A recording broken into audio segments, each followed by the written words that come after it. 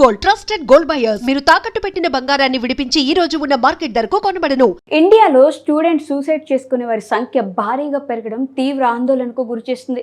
2024లో భారతదేశంలోనే 14,488 మంది విద్యార్థులు ఆత్మహత్య చేసుకున్నారని నేషనల్ క్రైమ్ రికార్డ్స్ బ్యూరో ప్రకటించింది. 2024లో దేశవ్యాప్తంగా నమోదైన మొత్తం ఆత్మహత్యల్లో 8.5% విద్యార్థులవే. పరీక్షల్లో ఫెయిల్ అవ్వడం, మానసిక అనారోగ్యం, ఒంటరితనం, వేధింపులకు గురి కావడం, ఆర్థిక నష్టాలు, కుటుంబ గొడవలే స్టూడెంట్ సూసైడ్స్కు కారణమవుతున్నాయి. ముఖ్యంగా కెరీర్ ఒత్తిడి, మానసిక రుగ్మతలే కారణమని కేంద్రం వెల్లడించింది. నీట్ లీకేజీ కారణంగా ఇటీవల దాదాపు 22 మంది విద్యార్థులు బలవన్మరణానికి పాల్పడ్డ నేపథ్యంలో ఈ అంశం ఇప్పుడు చర్చనీయాంశంగా మారింది. ఇండియాలో స్టూడెంట్ సూసైడ్ చేసుకునే సంఖ్య 2023తో పోలిస్తే 2024లో 4.3% పెరిగింది. 2023లో ఈ సంఖ్య 13,892 కేసులు ఉంటే 2024లో రికార్డు స్థాయిలో 14,488కి చేరుకోవడం బాధాకరం. 2015 నుంచి 2024 మధ్య 1,15,850 మంది విద్యార్థులు ఆత్మహత్య చేసుకుని మరణించారు. 2020లో 1,53,052 మందిగా ఉన్న మొత్తం ఆత్మహత్యలు 2024 నాటికి 5 ఏళ్లలో 11.6% పెరిగి 1,70,746కు చేరింది. 2020లో 12,526 మంది స్టూడెంట్ సూసైడ్ చేసుకుంటే 2021 నాటికి ఆ సంఖ్య 13,089కి చేరింది.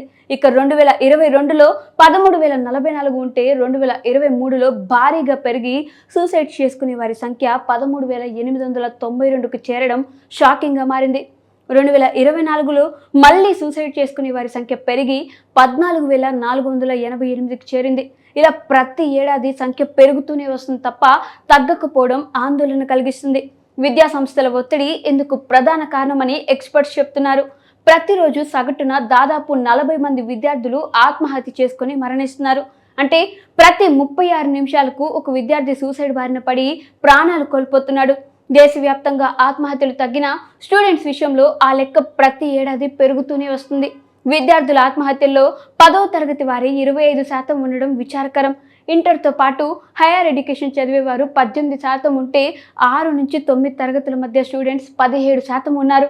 2024 రిపోర్ట్స్ ప్రకారం ఆత్మహత్యలకు ప్రధాన కారణంగా కుటుంబ సమస్యలు నిలిచాయి. 2024లో జరిగిన మొత్తం ఆత్మహత్యల్లో 9.6% పరీక్షల్లో విఫలమవడం వల్ల సంభవించాయి.